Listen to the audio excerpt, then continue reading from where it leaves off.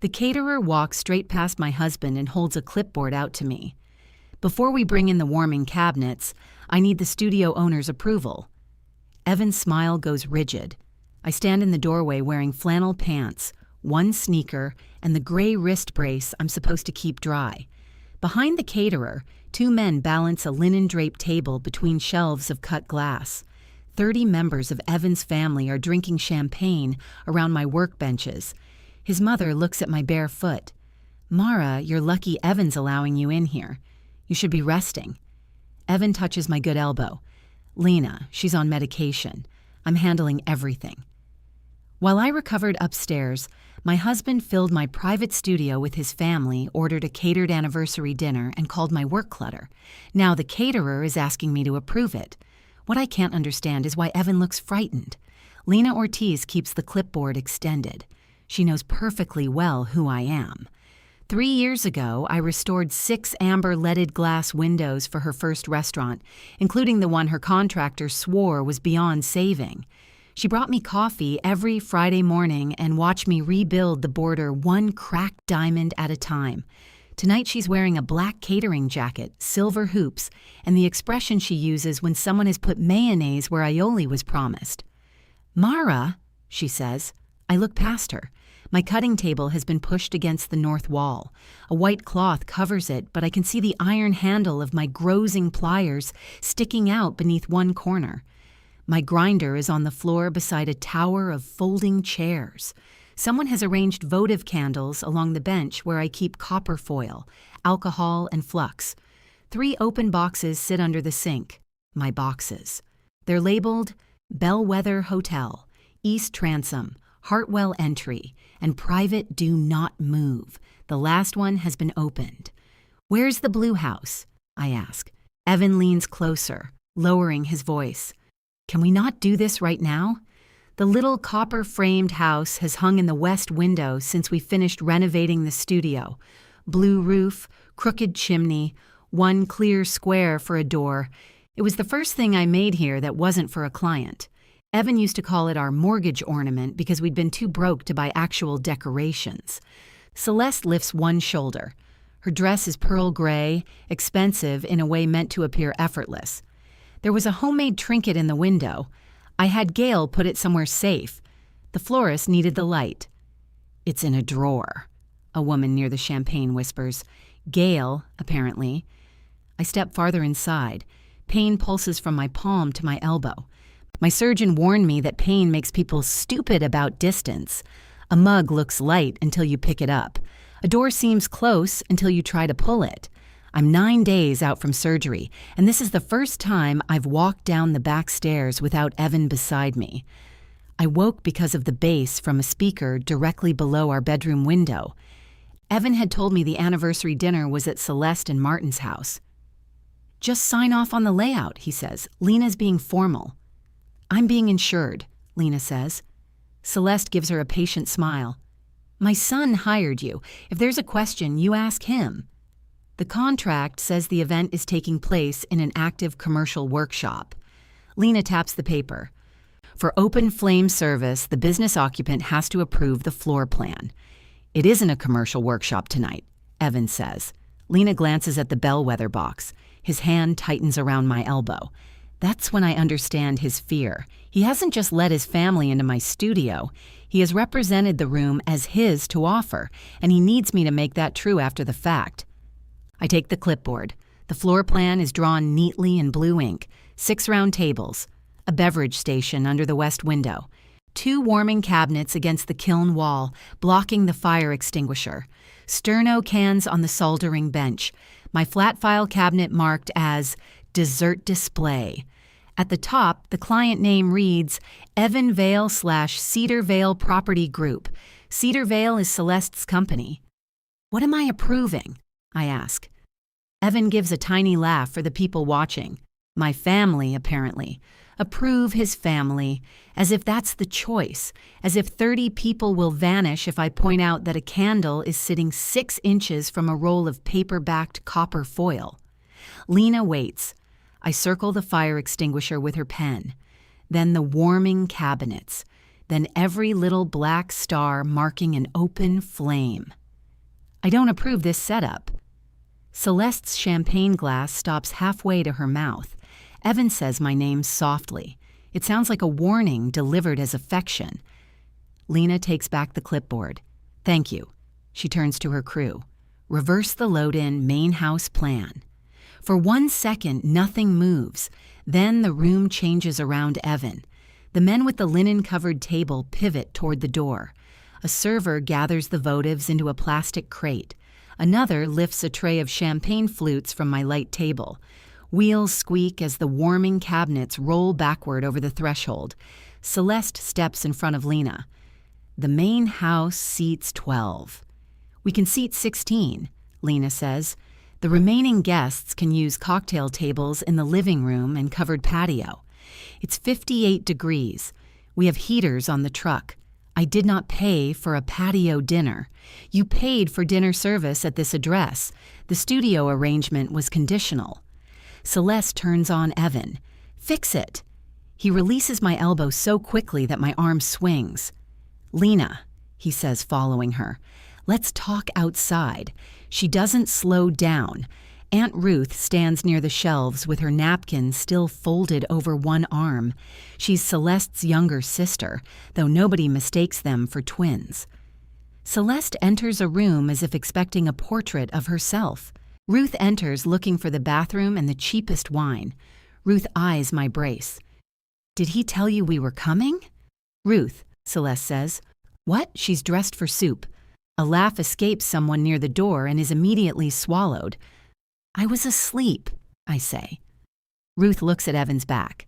That answers that. Celeste sets down her glass. Mara, I'm going to assume the anesthesia has affected your judgment.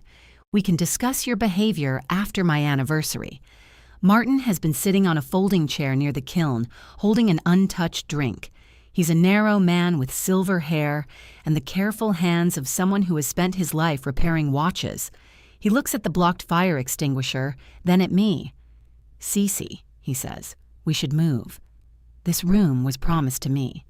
Martin rises, and now it isn't. Celeste's mouth flattens.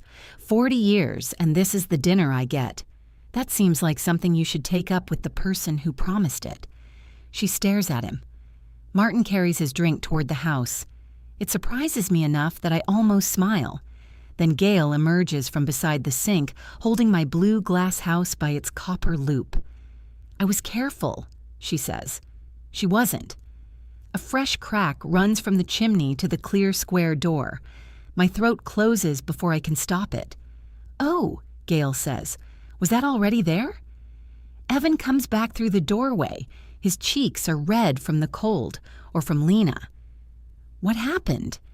Gail holds up the house. His eyes meet mine. There was a time when the sight of that crack would have hurt him. I wait for the flinch, the apology, the instinct to take my side before determining whose fault it is. He looks at the relatives filing past us. Put it somewhere safe, he says. I take it from Gail with my good hand. One edge bites into my palm. Evan reaches for it, but I pull it against my chest. Please go inside, he tells his family.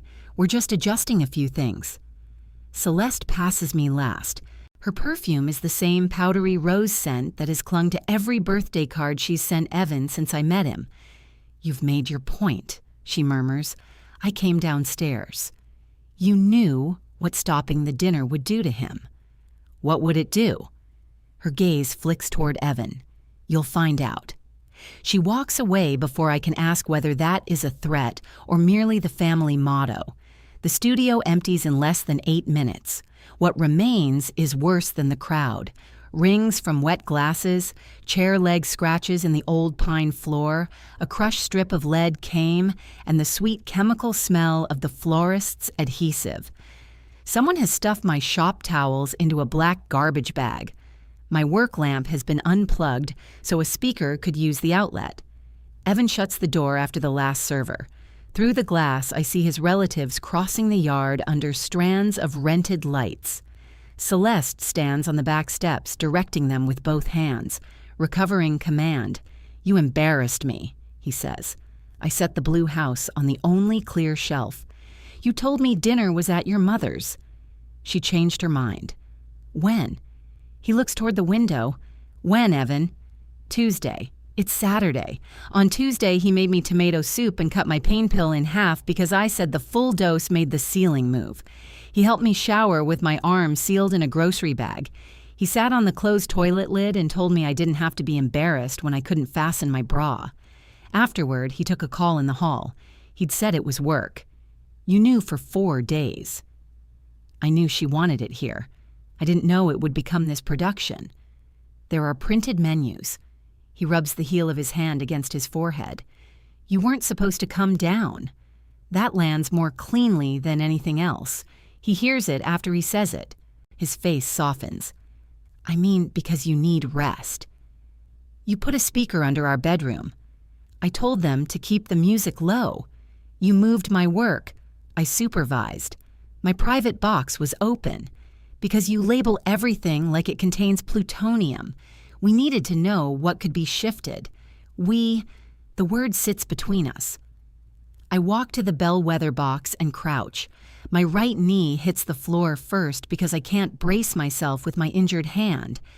Evan moves to help, and I angle my shoulder away. The box flap catches against my brace. Inside, 12 sections of 19th century glass are packed upright with foam board between them. At first, they look intact. Then I see a thin green shard at the bottom. I stop breathing. What? Evan asks. I ease out the first panel. It belongs to the east transom, a border of green leaves around a clear, beveled center. One leaf has lost its tip. The missing glass is handmade, wavy and seeded with bubbles. The bellwether's designer had ordered it from a small Ohio workshop in 1906. I have 3 spare pieces, and none is the right shade. Is that bad? Evan asks. I look at him. I mean, can you fix it? That's my job. Okay, so that doesn't mean it's supposed to happen. He squats beside me. I'm sorry. I am. But you're acting like I came in here with a hammer. Everybody was careful. Someone broke this and put it back. Maybe it was already broken. I photographed every section before surgery. His jaw shifts. From the house comes the muffled sound of a microphone turning on. Celeste says, "Can everyone hear me?" Feedback shrieks across the yard. Evan stands. I have to go. You have to go? It's their anniversary. I'm giving the toast. I stare up at him from the floor, holding a century-old piece of glass that survived hotel renovations, careless electricians, 2 fires, and a trip across town in the back of my van. It lasted 4 days with my husband. Give me the studio key first. His hand goes automatically to his pocket. Mara, the key. I'm not doing this while you're upset. I'm not giving you access while I'm asleep. This is our property. This is my business.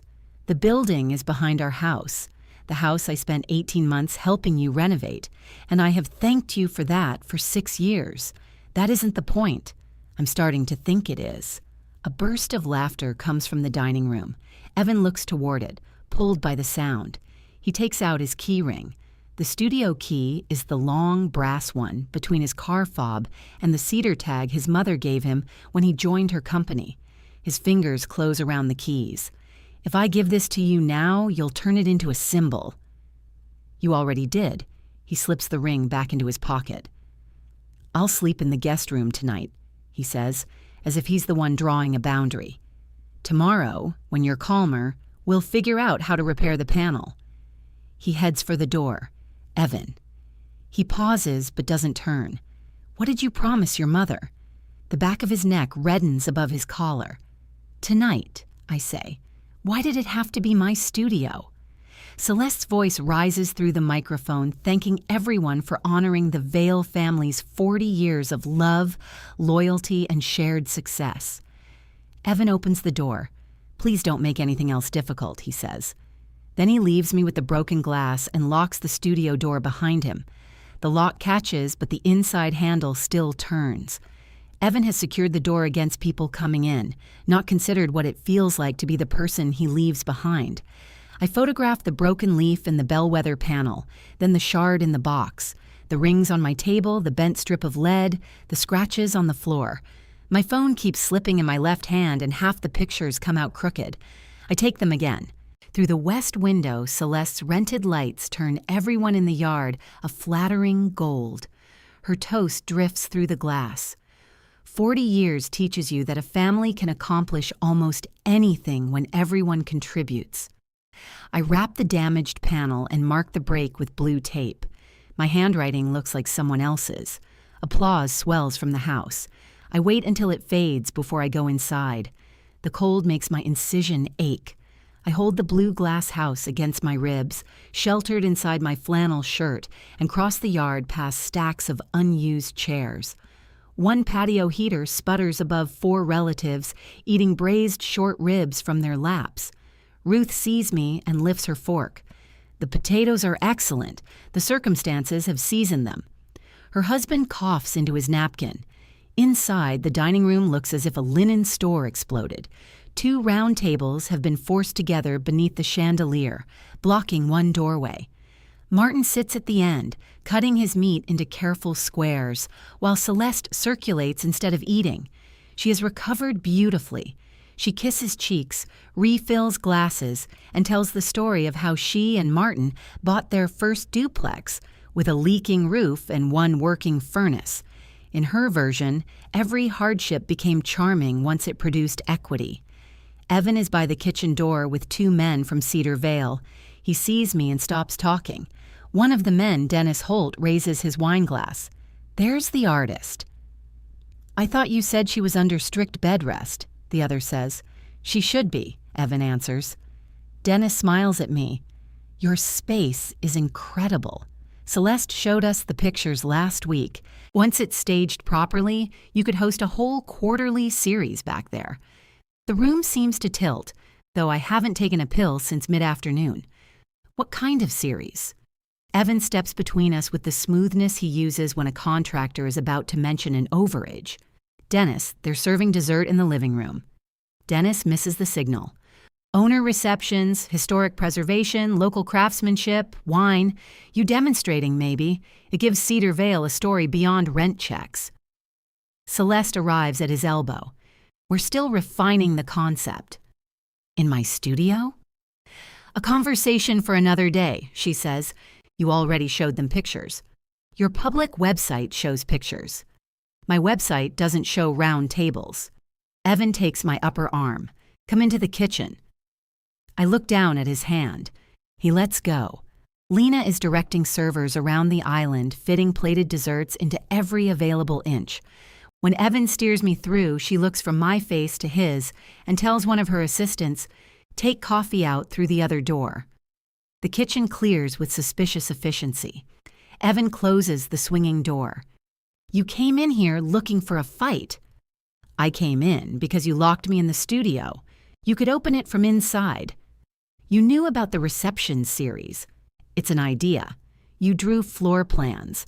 "The caterer drew one floor plan for tonight." Lena slides a tray into a warming rack harder than necessary. I look at her. "Were there other dates?" She stills. Evan says, "Lena, this is between my wife and me. The contract has a series option," she says. 3 additional events, dates to be confirmed." He closes his eyes for half a second. "Thank you," I tell her. "I was going to talk to you," he says. "When?" "When you were better." "After I demonstrated local craftsmanship for your mother's clients." Celeste pushes through the swinging door. Martin is waiting to cut the cake. "Then you should be with Martin." "I should be wherever my anniversary is being dismantled." Lena shuts the warming rack. "Mrs. Vale, my staff, needs this area." Celeste gives her a look usually reserved for tenants requesting new appliances. Then she faces me. "It was meant to benefit everyone. Cedar Vale gets a refined event space. You meet potential clients. Evan shows initiative." "And what do you get?" Her expression warms because she likes a question with an obvious answer. "A family enterprise that actually behaves like a family." "Meaning what?" meaning we stop guarding every little patch of ground as if love were trespassing. Lena turns away, but I see her eyebrows rise. Evan leans both hands on the island. Can we lower the temperature? My wrist is throbbing. A fine sweat has broken across my back. I want my bed, 2 ibuprofen, and the small blue ice pack Evan always wraps in a dish towel because direct cold hurts my fingers. That want is humiliatingly specific. Cancel the other dates, I say. They aren't booked. Cancel the option. Celeste's laugh is quiet. This is why we waited. You're in no condition to make a business decision. I'm in good enough condition to say no. You said no tonight. Look around. You got what you wanted. I wanted not to be lied to. Her mouth tightens. Evan was trying to keep you from worrying. About a plan you'd already shown your executives? They are not executives. Dennis and Paul have been with me for 19 years. Wonderful. They can host you in their offices. Evan straightens. Enough. It is the first word he has aimed only at me. Celeste notices. Satisfaction touches her face and disappears. He notices her noticing, too. That unsettles him, but he keeps going. You're tired. You're hurting. And you're turning this into something ugly. Go upstairs. I'll bring your medication in 10 minutes. You don't decide when I take it. I've been tracking it because you asked me to. He has. There's a yellow legal pad beside our bed with times, dosages, and notes about food. His handwriting gets larger after midnight. On the second night, when the nerve block wore off and I cried into his chest, he set alarms for every 4 hours and never complained. Celeste watches this detail pass between us. She knows exactly how to use the good in him as a shield for the rest. Mara, she says gently, he has taken wonderful care of you. I know. The words surprise all 3 of us. That's the problem. If he were cruel every hour, the door would be easy to find. I'm going upstairs, I say. The studio stays locked tonight. Tomorrow I want your key. Evan folds his arms. We'll discuss it. No, you'll either give it to me or it won't work anymore. Celeste's eyes sharpen. You can't lock your husband out of his own property. It's my place of business. Behind his house. Our house, Evan says automatically. Celeste glances at him. Of course. I leave before my body chooses between shaking and being sick. In the upstairs bathroom, I set the blue house on a folded towel. Under the bright vanity light, the damage is worse. The crack runs through 2 solder joints. One section of the copper frame has pulled away, probably when Gail yanked it off its hook. The clear square door is intact. I sit on the edge of the tub and swallow ibuprofen with water from the faucet. Voices rise through the floor. Silverware, laughter, Celeste calling for Evan. He doesn't come upstairs in 10 minutes. He comes at 1:16 in the morning carrying a plate of cake. I'm awake with my hand elevated on 2 pillows. The cake is 3 layers of lemon and raspberry, its icing gone stiff at the edges. He puts it on my nightstand. You didn't eat. I'm not hungry. You need food with the anti-inflammatory. I had crackers. He checks the legal pad. You're overdue for the prescription. I'm switching to ibuprofen. Did the surgeon say you could? The instructions say I can. He picks up the bottle to read the label. His tie is gone. His sleeves rolled neatly to his elbows. There's a red wine stain near his cuff. For a moment, we look like ourselves after a long dinner. Him cleaning up, me half asleep, both of us relieved when the last guest leaves. Then he sees the blue house on the bathroom towel. I can fix that, he says. You don't solder. I mean, I can pay to have it fixed. I fix glass. He sets the bottle down. Everything I say is wrong tonight. Did you call my work clutter? He looks at the cake. Evan. I said the studio had to be cleared of clutter. You use that word about my work? It was shorthand. There were chairs coming in. Mom was spiraling. The florist kept asking questions. You chose the word. I was managing people. You were managing me. I just wasn't in the room. He sits on the edge of the bed, careful not to jostle the mattress. I should have told you. Yes. I should have asked. Yes.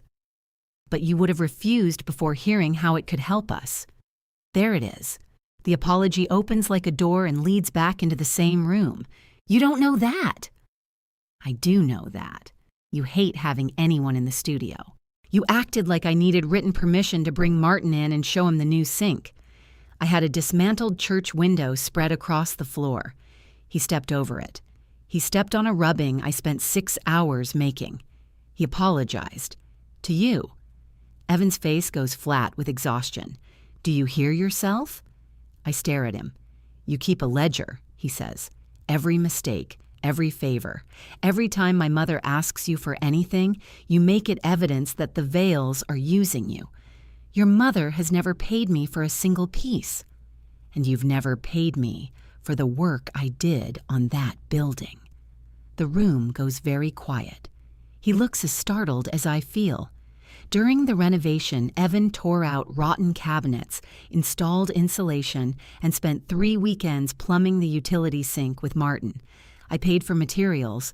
We ordered pizza on the floor and drew the workbench layout in pencil directly on the drywall. I believed we were building something together because we were married, not creating invoices to present when one of us needed leverage. How much do I owe you? I ask. That's not what I meant. It sounded like you had a number. He stands. I'm sleeping in the guest room. You already announced that. I'm trying not to say something worse. He takes the yellow medication pad from the nightstand. Leave that. I need to know what you've taken. You don't anymore. His grip tightens on the pad, then releases. He drops it onto the comforter. At the door, he says, Mom's upset, but she's willing to let tonight go. The laugh hurts my wrist because my whole body moves with it. He leaves. At 8 the next morning, I call Javier, the locksmith who replaced the studio's back door latch after a windstorm. He can come at 11. At 8:12, Lena emails me 46 load-in photographs and a copy of the event plan. Her message is one sentence. You should have a record of the condition in which we found and left the workspace. The photos show every box before her crew touched it. In one, Gail and Ruth are carrying folding chairs, while Evan stands beside my cutting table. In another, Celeste points toward the west window where the blue house still hangs. The final image is time-stamped 40 minutes later. The house is gone. My private box is open, and Evan is holding a stack of presentation folders. I enlarge the picture. On the cover is a photograph of my studio beneath Cedar Vale's green logo. Crafted heritage. An immersive owner experience. I hear the shower start in the guest bathroom. At 9, I email Evan and Celeste together. The studio is unavailable for Cedar Vale events, tours, photography, demonstrations, or meetings.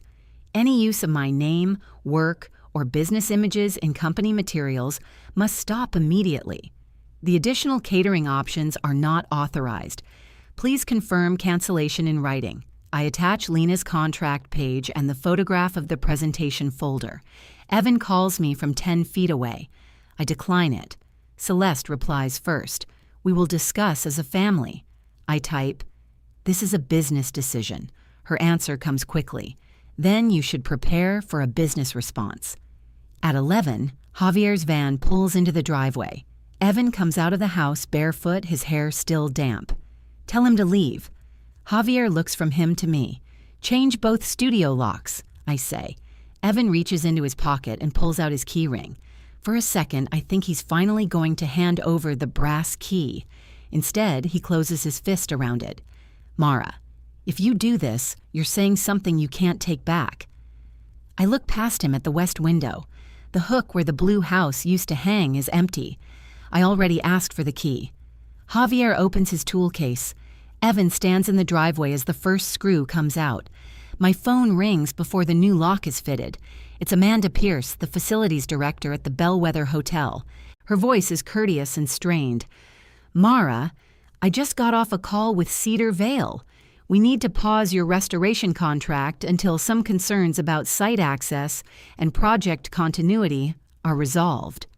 Across the yard, Evan looks at my face and knows who has moved first. What concerns? I ask Amanda. Behind me, Javier sets the old brass cylinder on the hood of his van. Amanda pauses. I've worked with her long enough to recognize the sound of someone deciding which words belong to her employer. Celeste said your recovery is more complicated than expected.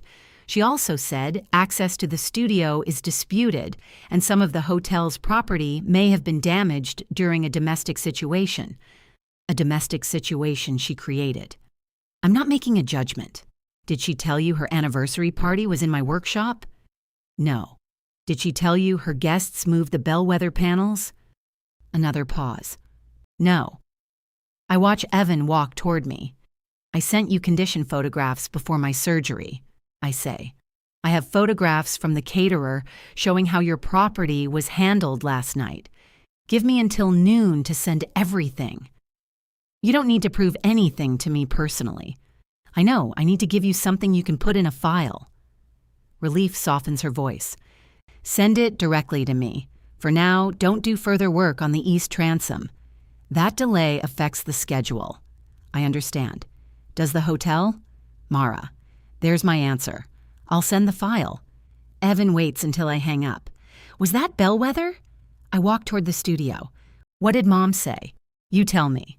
I didn't know she was calling them. But you knew she could. She manages the building. Cedar Vale manages the building. She doesn't own my contract. She's responsible for vendor risk. She told Amanda I'm medically impaired and we're fighting over access to hotel property. His face tightens. That's not how she put it to me. So you did know. She said she was going to ask whether they were comfortable keeping materials here while you were changing locks. Materials her guests broke. We don't know who broke it. Javier glances up from his drill. Evan notices and lowers his voice. I can fix this, he says. The phrase has become a threat in our house. How? I'll call her. I'll explain that we were both emotional. Both? You sent a legal-sounding email before breakfast. It was 4 sentences. You copied my mother's operations address. That's where she sent the catering contract. You made it a company matter? She put the logo on my studio. Javier tests the new deadbolt. The clean click travels across the driveway. Evan looks at the old key in his fist, then at the new lock. If you want me to get Bellwether back, he says, I need something to take her. A tribute? A way for her to save face. Let her keep the gala presentation. We can say the reception series is being reconsidered while you recover. It isn't being reconsidered. Then give me another sentence. Something. Tell her I said no. I did. When? Just now. Before or after she called Bellwether? He rubs his jaw. Javier hands me 2 new keys. I'll text you the invoice. Thank you. Evan watches me separate the keys. You're enjoying this. My largest contract was frozen 14 seconds ago. You enjoyed making me stand here. I almost tell him that I wanted him to hand me his key. Even after the call, even after the presentation folder, some embarrassing part of me wanted him to choose the marriage before a locksmith made the choice irrelevant. Instead, I put both new keys in my pocket. By noon, Amanda has Lena's load-in photographs, my pre-surgery condition report, and close-ups of the broken green leaf. I include a proposed repair schedule contingent on written authorization to continue. At 12:14, Amanda replies that the pause remains in place pending review. At 12:20, Celeste forwards my email back to me with a single line. This could have been avoided. I type 3 answers and send none of them. The East Transom lies beneath fresh padding in the studio. I should not touch it, but my body keeps turning toward the box as if work is an itch. Everything in the room is slightly wrong. Tables moved 6 inches from their taped floor marks. Tools returned to the wrong drawers. A faint dent in the zinc came cabinet. My right hand can't close around a glass cutter. I try anyway. Pain shoots up my thumb. I drop it onto the table. There's a knock on the new door. Ruth stands outside holding a foil-covered plate and squinting at the lock. Well, that was quick. I open the door. She hands me the plate. Martin sent you leftovers. Celeste sent nothing, so I added cake on her behalf. I'm not sure she'd approve. She doesn't approve of the width of my driveway. Ruth steps inside before I invite her, then stops herself. Sorry, may I? The fact that she asks nearly undoes me. I move aside. She walks slowly around the damage, her humor fading. At the cutting table, she examines the black water rings. "I carried chairs," she says. "I thought Evan had cleared it with you." "He didn't." Gail opened that private box. Celeste told her to look for the sunburst. "What sunburst?" Ruth points toward the flat file cabinet. The gold and red round piece, about this big. She holds her hands 2 feet apart. I know exactly which one. A restored stair window medallion from a brownstone on Hartwell Avenue. I'd spent 20 hours matching its missing ruby border. "That belongs to a client." Ruth's face changes. "Celeste said you made it for Martin and me." "For you and Martin?" "For our 40th next spring. She said it was a family gift, and last night was the right time to show me before it was framed." Celeste commissioned nothing. A patch of red rises above Ruth's collar. I told Gail where to look. That's why the box was open. "I'm sorry." She doesn't decorate it. She doesn't tell me Celeste means well or ask me to calculate how much blame belongs to whom. She takes out her phone. "What are you doing?" "Writing down what happened while I can still remember the order." She sits on a stool and types with both thumbs. Celeste directed Gail to the private box after the florist removed the blue house. Gail lifted 2 panels. Ruth helped set one against the wall. Evan told them anything with a client label should go back, but he did not stop them from searching. "Did you see who broke the bellwether leaf?" I asked. "No, but I saw it intact when Evan showed Dennis the green border." She looks up. "That was before the chairs came in." "Would you email me that?" "Yes." Her statement doesn't restore my contract. It gives me one piece of certainty which feels almost as valuable. Before she leaves, she turns at the door. "For what it's worth, Celeste doesn't want your studio because it's useful." What does she want it for? She wants people to see that Evan has something beautiful to offer. That sounds useful. No, it sounds like her.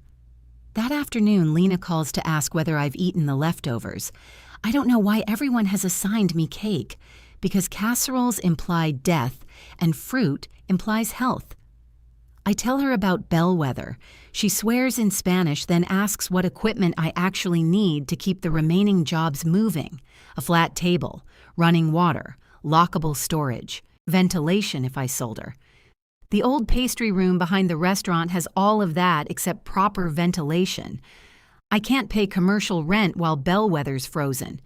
I didn't say commercial rent, I said there's a room. Lena, you saved 6 windows I couldn't afford to replace. I billed you. You billed me 40% less than anyone else because you fed me for 3 months. And here we are, still behaving like accountants. I close my eyes. "The room is empty until we expand the kitchen," she says. "Use it for 4 weeks. After that, we discuss rent or you leave. I'll pay utilities." "Fine, I'll invent an insulting number." The next morning, Ruth arrives in Martin's pickup with a furniture dolly. Martin is driving. He remains behind the wheel and raises 2 fingers in greeting, giving me the dignity of pretending this is an ordinary delivery. We move my portable grinder, a small light table, hand tools, and 3 active commissions. I can barely carry boxes one-handed. Ruth does not let me pretend otherwise. Evan comes outside as Martin straps the light table into the truck. "You're moving out?" "My work is." "To where?" "Temporary space." He looks at Ruth. "Mom know you're helping?" Ruth pulls the strap tight. "Your mother knows I have a truck." "Martin's truck." Martin rolls down his window. I know she has it. Evan ignores him. "Mara, can we talk inside?" "We can talk here." He glances at Ruth. She opens the passenger door. "I left my hearing in the house." Martin almost smiles. When they pull away, Evan holds up an envelope. "What's that?" "The bellwether invoices you left on the desk." I take them with my left hand. His eyes move over the emptier studio. "You could have asked me to help." "You could have offered without making it a negotiation." "I have offered," repeatedly. "You won't let me do anything unless I agree you're right about every detail." "I asked for your key, and I thought changing the locks would escalate things. Look what happened. Your mother froze bellwether. The lock didn't call Amanda. He exhales through his nose. Mom wants us at the Cedar Vale Gala Friday. No, she's willing to reinstate the contract. The speed of my answer disappears. He sees it. It's one night, he says. You come, we present a united front, and she tells the hotel the access issue is resolved. What would I be agreeing to? Nothing final. There's a short presentation about the Artisan series. You say you're excited to explore possibilities. That's agreeing. It's language. It's my studio. It gets bellwether back. I look through the open door at the taped rectangles where my equipment used to sit. He lowers his voice. You need that contract, Mara. He's right, and the gentleness with which he says it makes me hate him for a fresh reason. How much did the gala cost? I ask.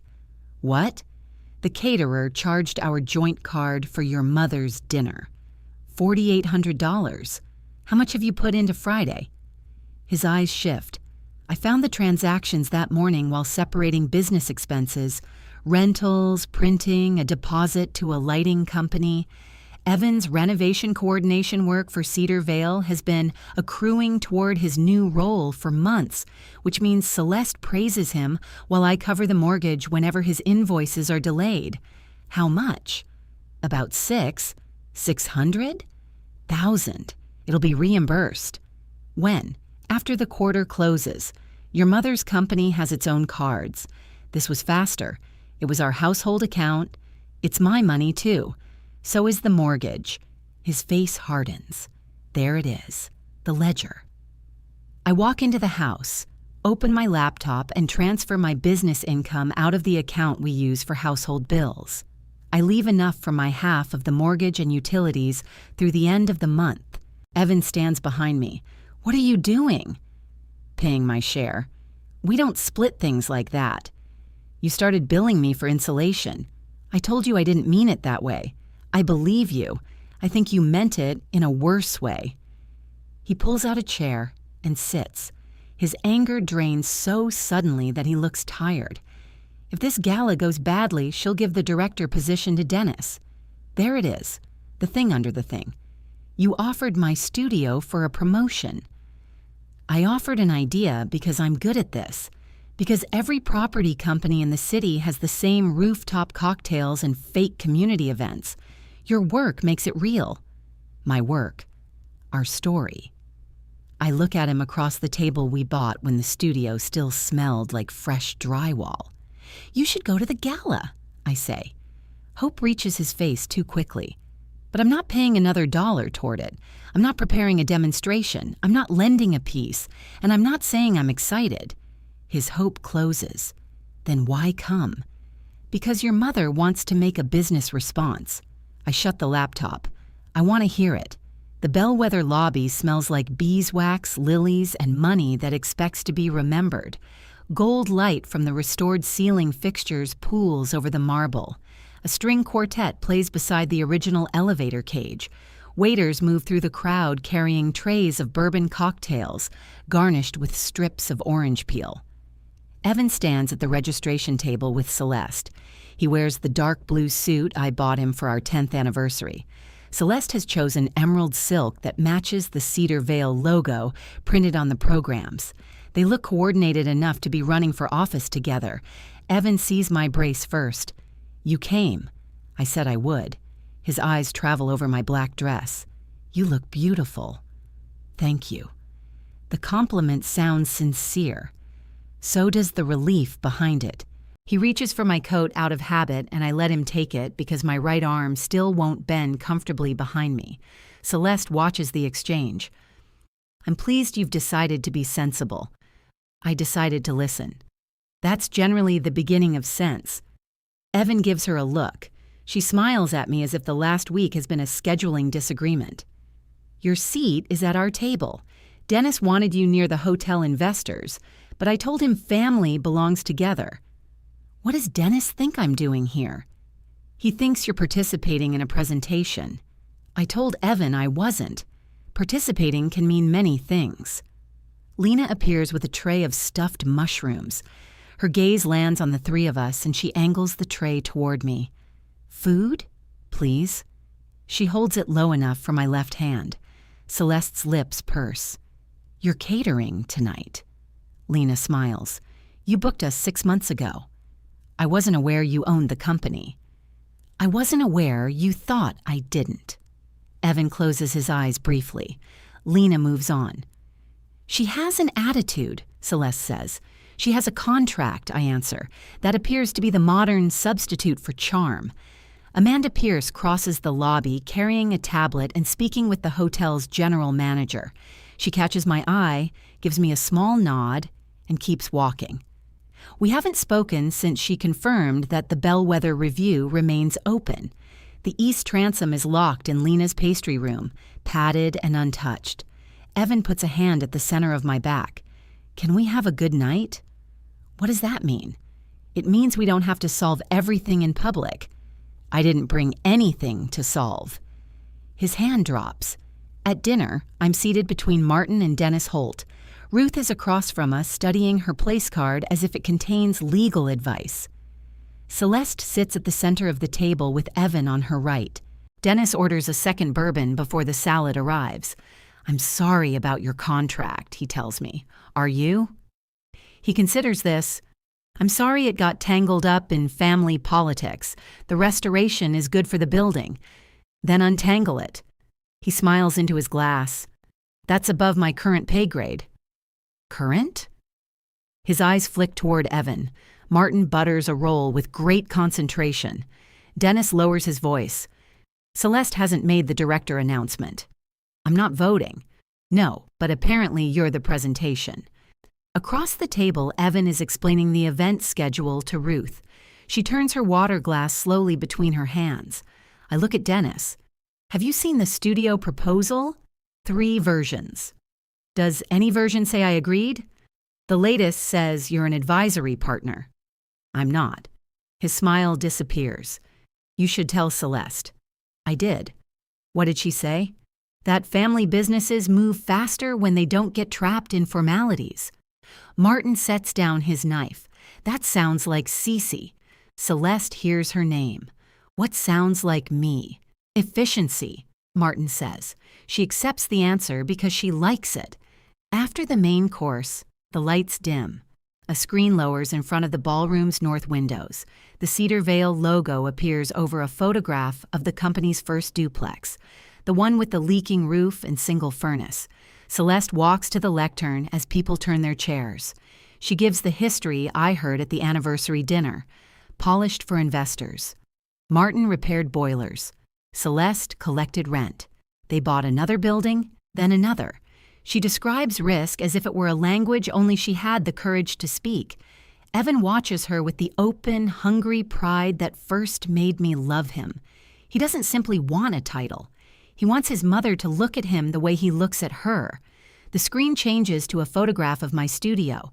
Fresh, white walls, long cutting table, glass samples blazing in the west window. The little blue house hangs in the corner, small enough that only I would notice. My studio has been given a name. The Glass House at Cedar Vale. Ruth's head lifts. Martin stops turning his coffee cup. Celeste speaks about underutilized beauty and authentic engagement. Renderings show my workbenches replaced by cocktail tables. One image places a violinist in front of the kiln. Another shows a smiling woman holding a glass cutter for a group in business clothes. The smiling woman is not my face, but she is wearing my apron. Evan leans close. These are conceptual. You said one short presentation. It is. You saw this? I told her to remove the demonstration slide. The next slide reads, Live Artisan Demonstrations by Mara Vale. I look at him. She put it back. Celeste begins describing the series as Evan's idea. She praises his ability to recognize value hidden in plain sight. The language makes my studio sound like a vacant storefront he discovered. Then Evan stands. His chair brushes the carpet. He gives me a pleading look and walks toward the stage. Celeste welcomes him with one hand extended. They stand together beneath the photograph of my cutting table. My wife believes that old things deserve more than preservation, he begins. She believes they should continue to belong in people's lives. That part is true. I said it years ago while we were stripping paint from the studio windows. Evan had written it on the drywall beside our workbench plan. He talks about the blue house I made after we renovated the building, how we had little money, how I used scraps from paying jobs, how it came to represent a home we built together. An event assistant carries a small acrylic stand onto the stage.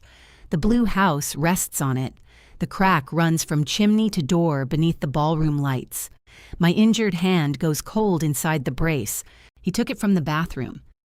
This project isn't about taking private work away from the person who created it, Evan says. It's about opening a door. It's about making the boundaries between art, family, and community a little less rigid. Celeste is smiling at the investors. He is talking to me. For one dangerous second, I remember him on the studio floor with insulation in his hair. I remember how we ate pizza from the box because the sink wasn't connected. I remember waking after surgery and finding him asleep upright beside me, one hand still resting over mine.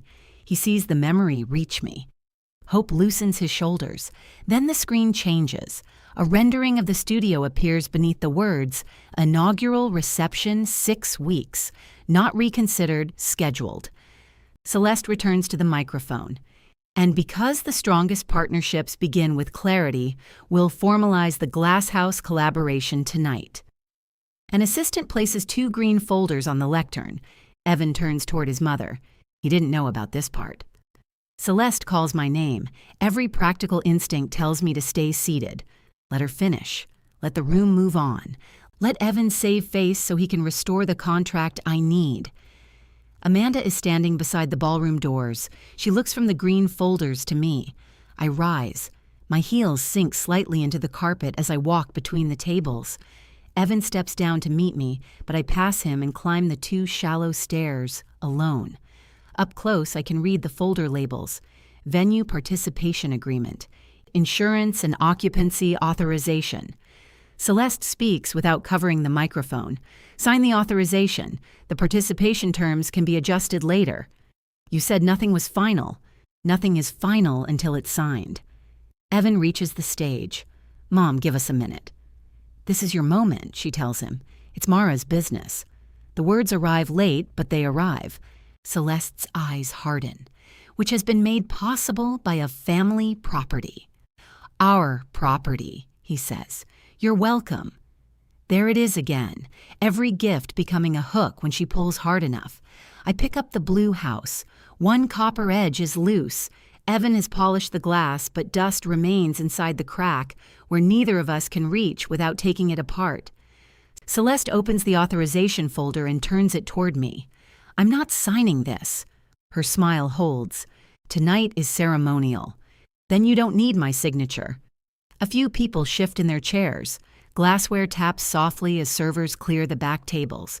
She lowers her voice. Bellwether is a Cedar Vale property. Managed by Cedar Vale. Do you want the contract or not? Amanda is close enough to hear. I look at Evan. Is that the business response? He stares at the open folder. I didn't know she was going to do this. Celeste reaches for the microphone, but I put my left hand over it first. I told both of you in writing that the studio was unavailable. I said you couldn't use my name, my work, or my business images. You presented them anyway. This is a proposal, she says. You announced an inaugural reception. Aspirationally. 6 weeks from now. She looks toward Amanda. Operational details can be refined. Amanda walks to the foot of the stage. Celeste, is this the access arrangement you said had been resolved? Celeste's jaw tightens. This is an internal family discussion. You cited the resolution in the Bellwether vendor review. It will be resolved. Amanda looks at me. Has anyone besides you been authorized to control access to the hotel's panels? No. Is any Bellwether property still at the residential studio? No, it's in secure temporary workspace.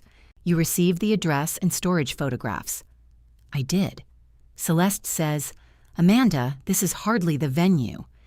It became the venue when you made the contract part of the presentation. Evan steps between us and the open microphone. His face has gone pale. "Take the slide down," he tells the technician. Celeste turns on him. "Do you want the director position?" His mouth opens. Dennis sits very still at our table. "Take it down," Evan says again. The screen goes black.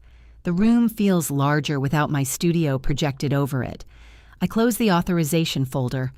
My name, work, labor, and studio are not available for promises made without me. I set the folder on the lectern. Celeste looks at the blue house in my hand. "After everything this family has done for you."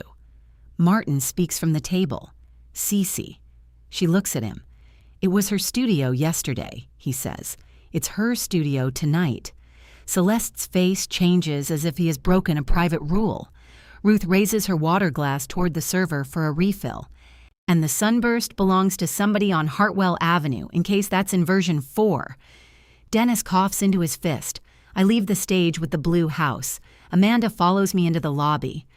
"I owe you an apology," she says.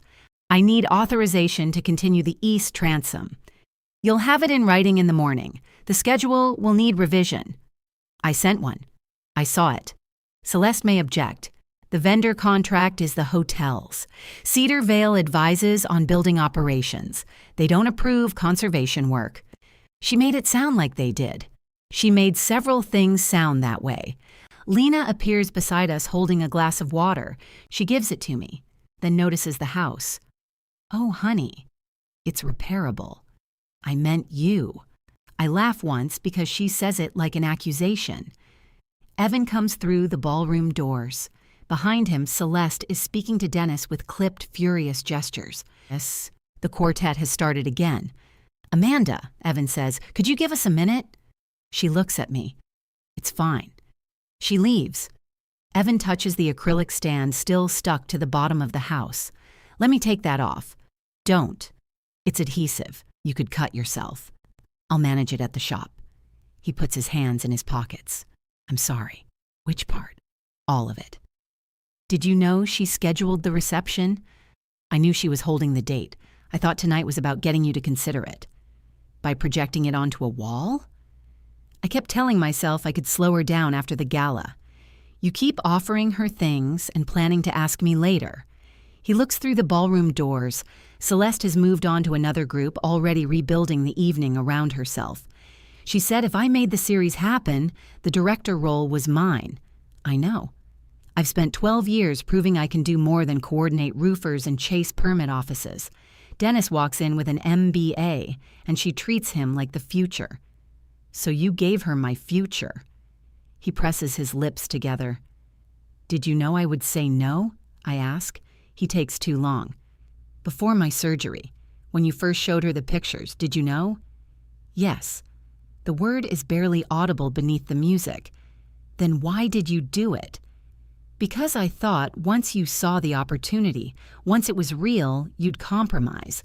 And because you were recovering and I thought I could get the dinner done without putting one more thing on you." "You thought I'd be too weak to stop it." He looks at the brace. "Yes." The honesty hurts less than another explanation would have. He reaches for me, then lets his hand fall. "We can go home. We'll talk. I'll call a counselor. I'll withdraw the proposal. I'll tell Mom I'm done with the position. You told her to take the slide down because she surprised you, not because she used me." "That's not fair. It's exact. I chose you up there. After you chose her in private every day for months. He looks as if I've struck him. I still love him. That is the difficult, useless fact beneath everything. I love the man who tracked my medication in the middle of the night. I love the man who installed my sink. I can even understand the son who wants his mother to see him. I cannot stay married to the man who waits for me to be helpless before he borrows my number. "I'm not going home with you," I say. His face empties. "I'm staying with Lena tonight. Tomorrow we separate the rest of the accounts. Then we talk about the house." "Mara, don't decide this here." "I decided it in the studio. I just kept hoping I was wrong." He looks down at the blue house between us. Can I fix anything? Your half of the mortgage is due next week. He almost laughs. It breaks in the middle. Celeste calls his name from the ballroom. Dennis is beside her, holding the director announcement envelope. Evan closes his eyes. When he opens them, he looks older. Go, I tell him. She's still choosing. He doesn't move until Celeste calls again. Then he walks back into the ballroom. Amanda's authorization arrives at 8 the next morning. Cedar Vale gives the director role to Dennis. The company refuses to reimburse Evan's $6,000 gala expenses because the glasshouse proposal was never approved as an operating project. He takes paid coordination work outside his mother's company and covers his share of the house while we arrange its sale. Celeste sends me an invoice for the anniversary catering. I return it with Lena's contract page showing Evan as the client. Ruth commissions her own anniversary piece and pays the deposit before I make a sketch. The bellwether transom takes 7 weeks longer than planned. The replacement leaf is not a perfect match.